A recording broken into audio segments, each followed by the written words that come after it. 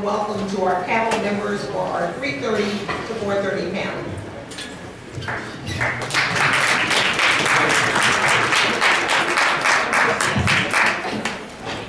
Hi, good afternoon. Good afternoon. And thank you so much for being here for this last panel.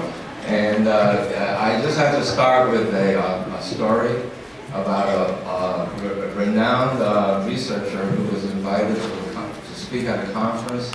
And it was a really, really long conference. And by the time she got up to speak, there was only one person left in the audience. And so she thanked him profusely for being there. And he said, well, you know, ma'am, you're not the last speaker. I'm the last speaker. So all jokes aside, I think it would be really worth your while to be here for this session because it builds on everything that's been said here at this conference, and I think it's really a look at the future. And it focuses on what I think will go down in history as one of the most significant events in the climate justice arena.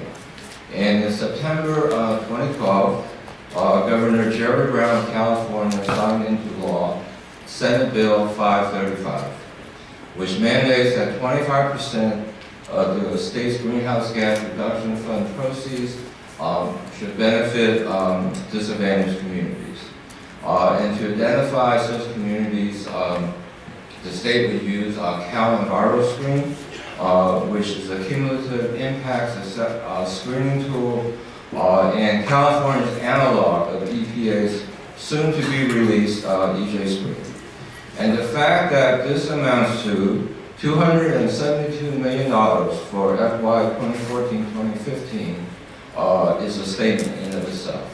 But that only begins to speak to its implications. So in my piece, which I wrote for the EPA's EJ in Action blog on the 20th anniversary of the Environmental Justice Executive Order last year, I call it SB 535 a harbinger of the future. And it was passed with a broad grassroots coalition led by EJ advocates. SB 535 has implications for climate policy, state innovation, sustainable development, community revitalization, equitable development, and environmental justice.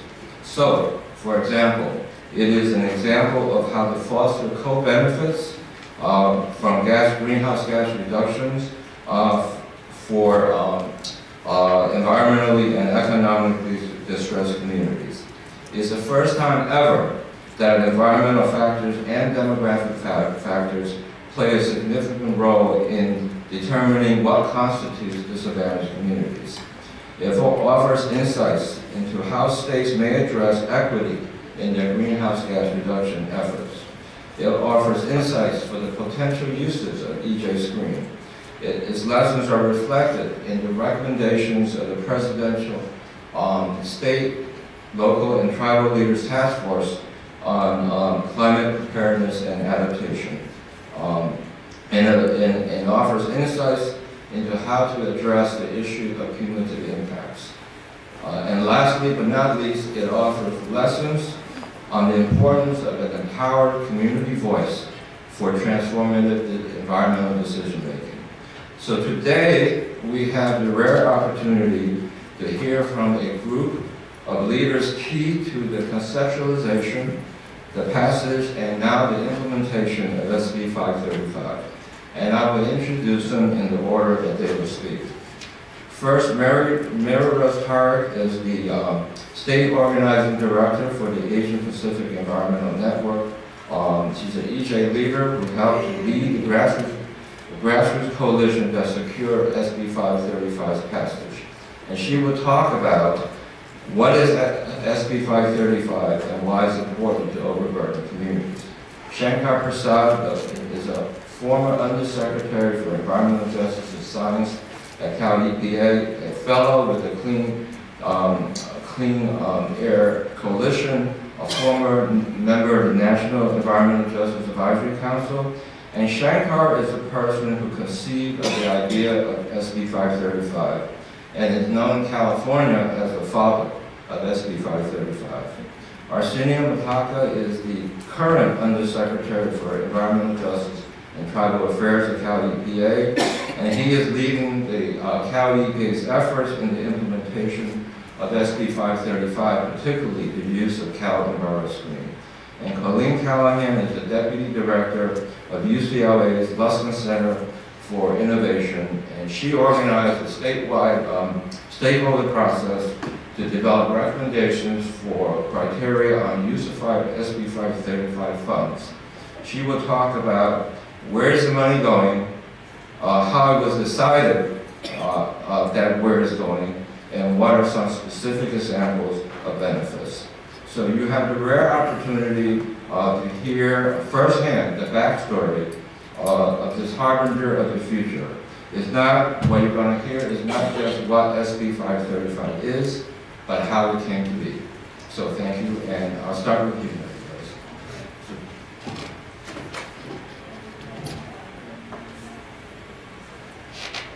Is anyone putting the slides up? Okay.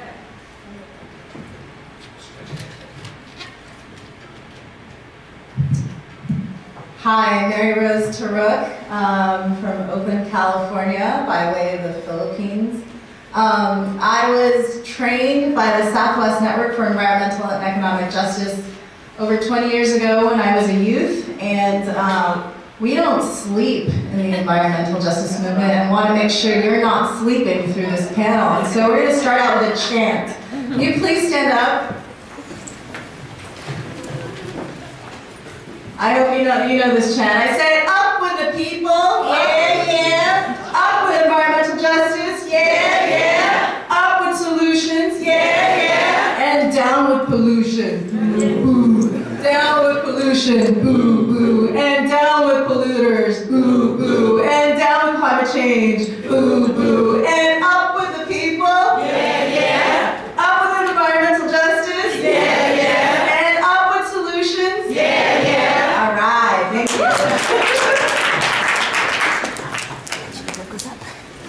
All right, so I'm coming from APEN, the Asian Pacific Environmental Network. We are in the leadership of the SB 535 Coalition. We organize low-income Asian Pacific American families, low-income families, immigrant, refugee families for the multiracial movement for environmental justice. Today we're going to talk about how we're organizing different communities in California, Black, Brown, Asian families in California under what we see as climate solutions from the ground. And so, as you can see from my slides, engaging environmental justice communities for transformative climate investments.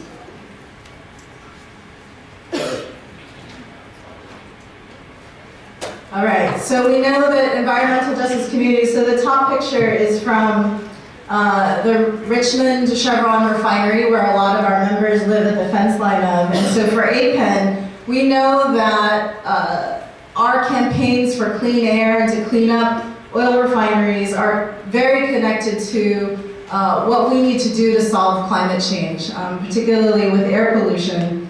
And we also know that there's a climate gap, that low-income communities of color are first and worst hit by climate change, and that we need to find solutions and advocate for and push for solutions that bridge the climate gap. And there's a new way of building off of the solutions that have already been offered to solve climate change from the perspectives of environmental justice communities on the ground. Just want to know, I'm going to ask you a lot of questions to make sure you're not sleeping through this presentation.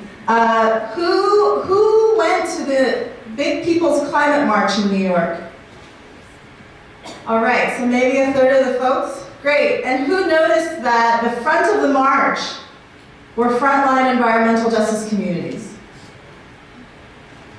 Yeah, and so for us, it was important to organize for our folks to be at the front lines of the march as well, because we have solutions that we've been cultivating on the ground, whether they're over 500 years, 1,000 years old from our communities, that we are in harmony with the earth, and that these solutions are not necessarily new, but they have not been funded before. And so how do we make sure that environmental policy moving forward is not just about environmental policy, but also about economic transformation and benefits, and that we're bridging equity issues, and that we need to lead climate solutions with equity and these 3 E's in mind. Who's heard of California's AB 32 Global Warming Solutions Law?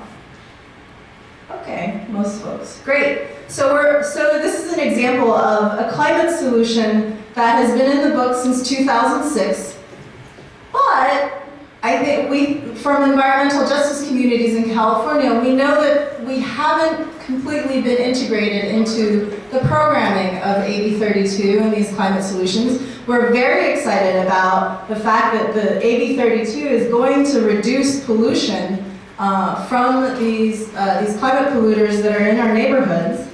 And there's all this different programming, whether it's transportation or energy or industry, and we want to make sure that programming is actually happening in our communities on the ground. So when they say we're going to set up solar panels in the desert with giant solar farms, or we're going to make sure there's electric cars for folks, and then we don't see those in our communities, then those are not necessarily solutions for everybody, but just a select few. And so we need to bridge those gaps. So SB 535, Senator Kevin DeLeon's bill, carried by many environmental health and environmental justice organizations, knew that we needed to integrate environmental justice into AB 32, and that the investments and programming that was happening needed to be put into legislation because it wasn't happening already. And so over the 4 years that it took us to pass this law, we had built a coalition of over 200 leaders from various sectors, groups, as well as elected officials. And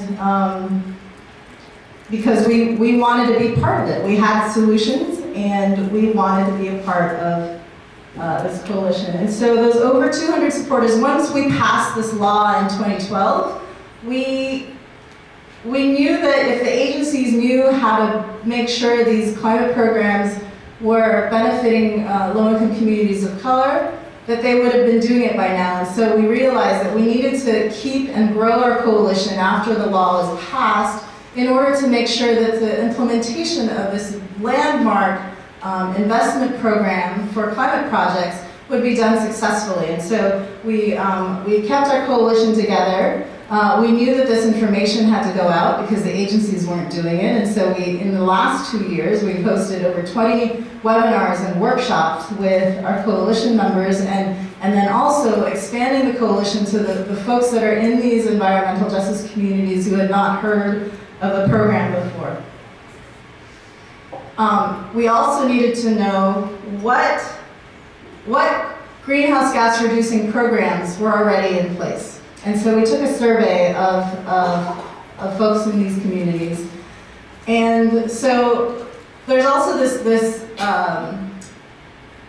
mismatch of programs that we have been doing on the ground. So whether that's transit, bus service through our communities, or transit passes for youth and seniors, that they hadn't been recognized as greenhouse gas reducing programs before, but they indeed are. And so, so in our survey, we found those types of programs that integrated greenhouse gas reduction with programs that the community was familiar with. So you'll see, transit operations is there, affordable housing next to transit hubs, renewable and efficient energy, community greening, urban forestry and tree planting, things like that, as well as clean freight.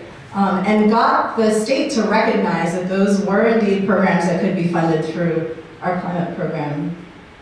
We prioritize these 5 programs for investment. So under energy, freight, housing, transit, and urban forestry, we fought for the programs to get integrated into our 3-year greenhouse gas reduction investment fund, and we have all 5 of those programs funded annually. And this is the first year, 2014-15, that the program is rolled out, and there's $272 million in that pot. I should say the funds are being generated through a cap and trade program, and as APEN and other environmental justice groups, we're opposed to carbon trading because we know that polluters will use that mechanism to exacerbate the toxic hotspots in our communities. And we also know that if there are funds and programs that are supposed to reduce climate pollution in our communities, EJ communities should be first and foremost in line for those types of programs. And so for us, we want to make sure in this year that those investments are landing in our communities, that we are building the capacity of community groups to write these grants so that, if we don't apply, we're not going to get these grants, and to strengthen our coordination regionally and by program. We know that our work to get our programs, our climate programs funded on the ground is more than just getting some dollars on the ground. It's about building a climate justice movement with each other, coordinating across different sectors. So, you have urban forestry people coordinating with energy efficiency and affordable housing people. And those are both like community-based organizations as well as local agencies that run that are then connected to the state agency programs as well as the legislature and how they're funding these. So there's a very complex network of coordination that's happening, and we are at the center of that. So when we get the engagement of communities under these programs, we're engaging agency folks as well. And also that there's many more sectors other than your traditional environmentalists that are involved. And so when oil companies, big oil, attacks our programs, our climate programs, we have many more sectors and groups of folks that are organized to stop those attacks. So we've had to build an outside game, an inside game, and making sure our best ideas are written into the measures and laws in implementing this program. One of the ways that we've organized our coalition, so the Quad is the 4 leading organizations of the SB 535 coalition. It's APEN, the Green Lighting Institute, Coalition for Clean Air, and Public Advocates. And so the 5 priority programs that we identified early on, we have advocates that are part of those programs. So for instance, the energy program, I am coordinating 27 organizations under that energy program with the state agency in charge of spending those funds, $75 million this year under energy. So each of the 5 programs have a similar structure, and so we're learning not just the program, but we're also helping them change the program so that it does indeed benefit our communities when they use these funds, because that's the law. They have to use these funds to benefit environmental justice communities. And so just to close, I have the last 2 slides. There's different types of climate programs out there. So one is carbon trading. So here are 5th graders in front of the Chevron refinery in Richmond, California. I took on a toxic tour. So let's take cap and trade as a carbon program, or a climate program, under the 3 E's. So if the 3 E's were a scorecard, how would carbon trading that Chevron is using, how would they score? In environment, well, we will see that more pollution would be concentrated at source. Under economy, they would continue to have these dangerous jobs, and a lot of the folks that work at the refineries don't live in the community, so there's not local hire there. And in terms of equity, it's higher pollution for people of color and increased health impacts. Under SB 535, if we scored that under the 3 E's, for environment, pollution reduction would happen close to the source, and Arsenio will cover how we're identifying environmental justice communities in California.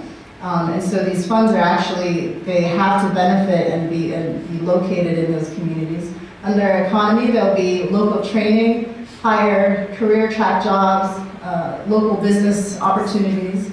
And under equity, we're actually investing in the most underserved communities. And so it's closing that gap. And with that, I will close. Thank you.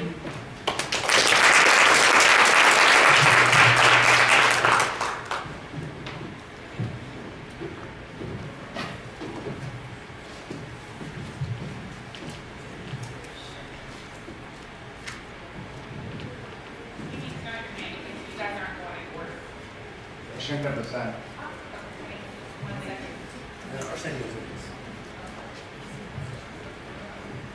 Good afternoon.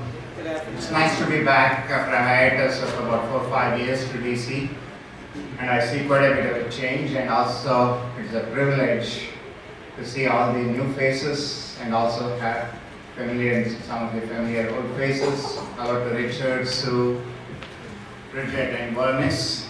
And it's also a privilege to share the podium with EJ giants like Charles and the young leaders of EJ movement in California today. SB 535 is really a dream of mine coming true.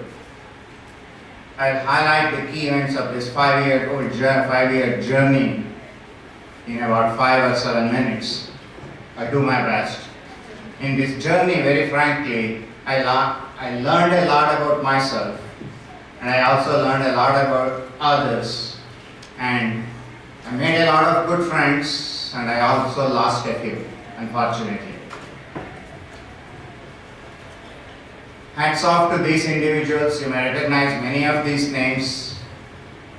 Without the help of these individuals, the dream could not have come true. Some of these individuals work behind the scenes. Some of them walked with us every step of the way. Some of them joined us as often as they could.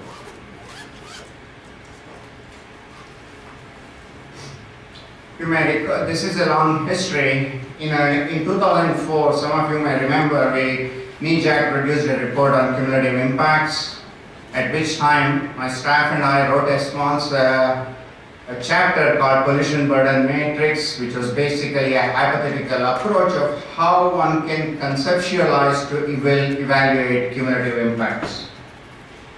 Around the same time, the following year, both the NEJAC and the EJ Advisory Committee in California recognized addressing cumulative impacts was the key in order to move forward in the environmental justice arena. And actually, California went a step ahead and finalized a definition for cumulative impacts, not as cumulative risk. There are finite differences between the cumulative risk versus cumulative impacts. And then at the time, I was at AI Air Resources Board, and I had the full support of the chairman. I went and talked to Manuel Pastor, and he agreed, and it was a long, hard talk, and convincing him to develop a methodology called EJ Environmental Justice Screening Method, and with the support of Dr. Alan Lloyd, we got funded that piece. In fact, today, Calanoiva screen, which is much talked about, and Arsenio Mataka will be talking about it. For that, actually, environmental justice screening method is actually the backbone of that. And at around the same time, the Global Warming Solutions Act AB 32 that Marie Rose talked about was in the play. Environmental justice advocates did a very good job. At the last minute, they managed to convince inclusion of 2 words. One is the cumulative impacts and the disadvantaged communities into the language. Because it came into play at the last minute, no definition was given, no specificity was there, but at the same time, there was 2 committees formed. One was the Environmental Justice Advisory Committee for AB 32 and also Economic and Technology Advancement Advisory Committee, which were supposed to provide guidance to the scoping plan. Scoping plan is the plan how the they would be reaching their targets. And at that time, I was at Cali, PA, I was the deputy secretary, and I knew whether, because of the communications with the governor's office and so on and so forth, it was very clear that the cap and trade would be the choice of market mechanism, and it was necessary to proceed in that direction. That was the directive. And at that, around the same time, Hal Harvey from Hewlett, Hal Harvey and Daniel Dean from the Hewlett Foundation were in my office one day, and they talked to me about how this one could think of it, since that would be a big revenue source. And there is some language about cumulative impacts in AB 32, and also disadvantaged communities are mentioned. So what can we do about it? Do you have any suggestions? And it was it took me a few days, and it was at that time I conceived the idea of Community Benefits Fund, and I talked to Tim Carmichael at Coalition for Clean Air, and they provided a fellowship for me to move on and work for develop its details and to work on advocacy for that purpose. Community Benefits Fund is a very simple concept. Basically, it said that identify the disadvantaged communities based on some methodology that was in progress, that was by EJ, Environmental Justice Screening Method. And the second piece was very critical. Since the cap and trade was going on, it was important to put trading restrictions on who can participate in the trade and when one can participate in the trade. Some of you might know the sulfur dioxide acid rain process that went in and which had the trading mechanism, but it was a contained trading, and still it brought about the changes. Though there was trading involved, it did make a big impact in most of the parts of the northeastern United States and some parts of southern states. And the third piece was that since it's a big revenue profile, revenue source, we wanted to make sure that a portion was set aside to benefit the disadvantaged communities. And these funds would be used for emission reduction or energy efficiency projects within that part of it. In fact, we published a paper on that in 2008.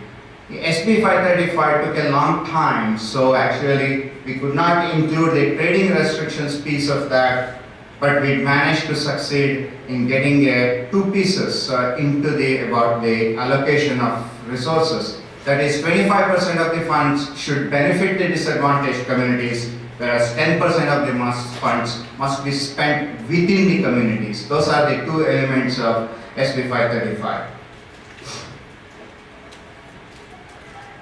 We did not, just because they said that, I did not just go ahead and start the advocacy piece of it. We had a serious discussion with these individuals for over a period of days, and all of them kind of came to the conclusion that it is good to move forward, and Coalition for Clean Air should go ahead in its advocacy, and they were some of the strongest supporters over the course of the years. American Lung Association, Latino Issues Forum, Greenlining, NAACP came on board with us soon, immediately. Center on Race, Poverty and Environment, APEN, Asian Pacific Environmental Network, Bay Area District and San Joaquin Air Pollution Control District joined within a month or two. And the rest of the other listed joined a few months later to the group. Interestingly, the community benefits concept had this kind of a supporters, but there was a dichotomy. A good number of environmental justice groups opposed it, and it was primarily because they felt that it was an endorsement of the cap and trade policy. Second, some of them felt that it is trading lives or pollution for money, and some were kind of an extreme, and they said that since the idea was not conceived by an environmental justice group, they would not be supporting it.